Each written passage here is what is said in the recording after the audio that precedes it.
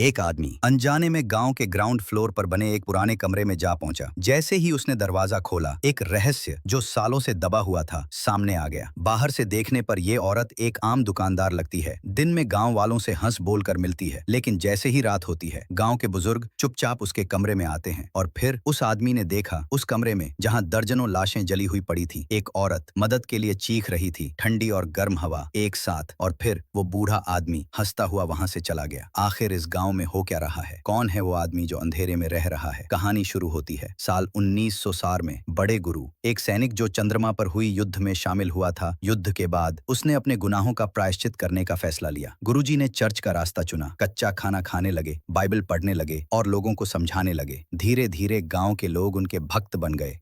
लेकिन पुलिस को शक हुआ। उन्होंने सोचा ये सब पाखंड है, और फिर गुरुजी को पकड़कर जेल में डाल दिया गया। लेकिन वहां भी जिन गुंडों को उन्हें सजा देने भेजा गया था, वो खुद उनके अनुयायी बन गए। ये सब देखकर पुलिस अफसर दाबेन चौंक गया। उसे समझ आ गया कि सिर्फ कानून नहीं, दिल को भी बदला जा सकता है। और फिर उसने नौकरी छोड़ दी, गुरुजी और कुछ अपराधियों के साथ एक गांव बसाया, एक आदर्श समाज। 20 साल बीत गए, गांव बसा, गुरुजी चल बसे।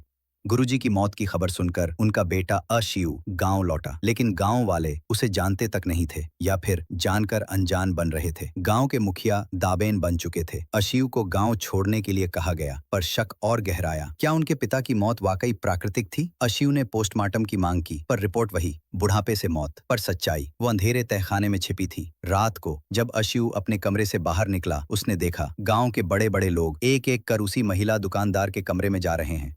क्या ये सब किसी धर्म के नाम पर चल रही गंदी साजिश है? अशिव को पता चला उसके पिता की जमीन अब मुखिया के नाम पर है, बिना किसी ट्रांसफर के। शक